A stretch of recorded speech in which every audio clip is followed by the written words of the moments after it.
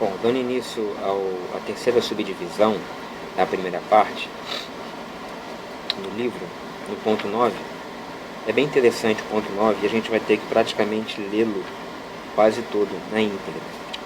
Diz assim, Matoso Câmara: um aspecto de suma importância na caracterização das línguas humanas é o que o linguista francês André Martinet chamou a dupla articulação.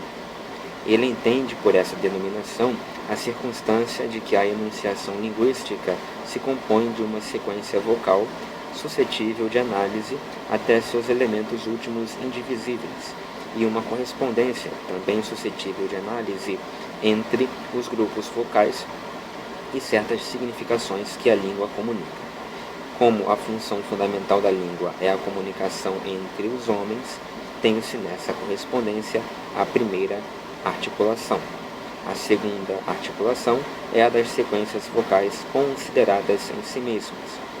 Bom, então aqui o que quer dizer aqui, já vou adiantando o Matoso Câmara. Ele vai dizer que, tomando como modelo, como base, a teoria de André Martinet da dupla articulação da linguagem, ele vai dizer que diz que a primeira articulação da linguagem ela é ligada, ela se baseia, ela diz respeito à comunicação, e que a segunda articulação diz respeito à análise de sequências vocais.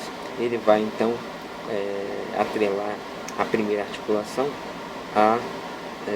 aos morfemas, ele vai chamar de morfemas lexicais, e a segunda articulação, no nível da análise, ele vai atrelar aos morfemas gramaticais.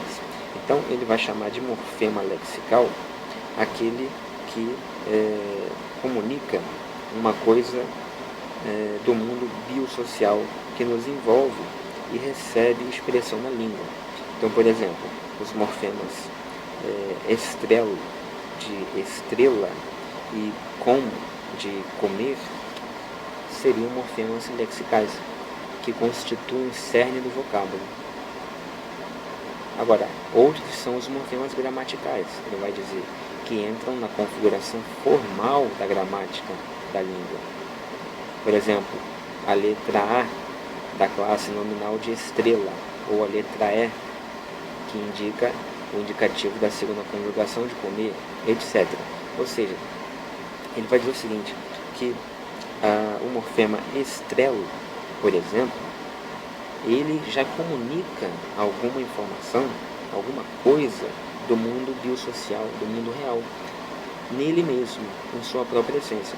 Quando você vê o morfema estrelo, você já lembra o que? Estrela. Já vem na sua cabeça estrela. Ou estrelado, o adjetivo estrelado. Entendeu? Mas ele já comunica antes mesmo de você conhecer o que virá depois do L de estrela, se virar um A, se virar um ado, você já sabe que ele comunica a realidade chamada estrela. Pois bem, não se pode dizer a mesma coisa do A da palavra estrela, porque este A não é um morfema, segundo Matoso, lexical, é um morfema gramatical, ou seja, no nível da análise. Não comunica nenhuma realidade biopsicossocial, nenhuma realidade, enfim, do mundo, de mundo, ok?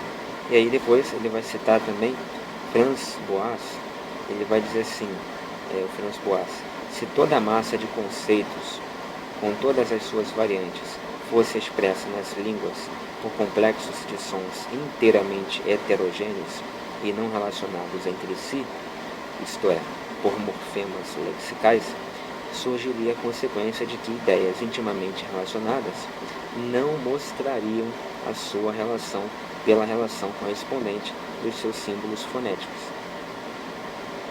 E uma contingência da imperfeição lógica das línguas humanas é uma contingência da imperfeição lógica das línguas humanas a circunstância de que nenhuma de que em nenhuma o processo é levado coerentemente às suas últimas consequências.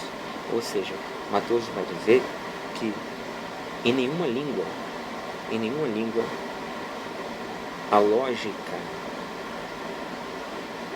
filosófica, ela dará cabo de responder, de solucionar alguns problemas internos, inerentes à língua. Aí ele vai dar como exemplo o seguinte problema. Ele pega a palavra gato e diz que o gato pequeno é chamado de gatinho e que a fêmea do gato é chamada de gata.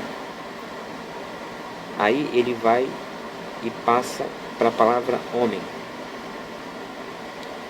E ele vai dizer que o homem pequeno não é chamado de homenzinho, como o gato de gatinho, e sim de criança.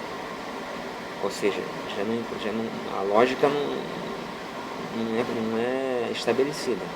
E a fêmea do homem não é oma ou homena ou coisa parecida, ou seja, com acréscimo do A, como no caso do gato. A fêmea do homem é mulher, ou seja, uma outra palavra, né, com um outro morfema lexical. Então, estes problemas lógicos dentro da língua são insolúveis, não são resolvidos, são insolúveis pelo prisma da lógica filosófica. É o que Matoso quer dizer. E ele vai dizer que a partir deste ponto, a lógica é deixada no banco de reservas, é deixada de lado e entra em cena a linguística. É o que Matoso vai dizer. E ele termina assim: são os morfemas gramaticais sistemas mais ou menos fechados, que constituem a gramática de uma língua. Os morfemas lexicais constituem uma série aberta, que no núcleo dos vocábulos ou conjuntos léxicos se alinham aos dicionários. Ou seja, o que está dizendo aqui o Matoso Câmara? Ele está dizendo que, assim, resumidamente, morfema gramatical tem a ver com gramática.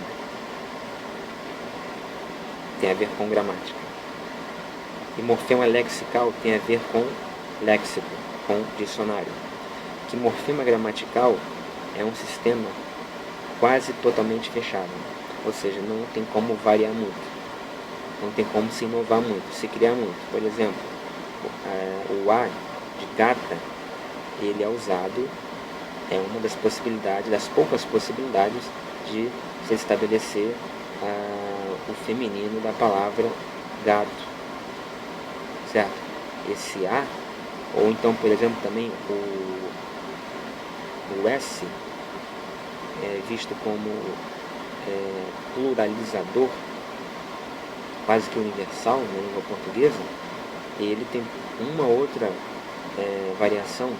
Por exemplo, o S de gatos indica plural em gato e também indica plural, por exemplo, em bola, na palavra bolas, né?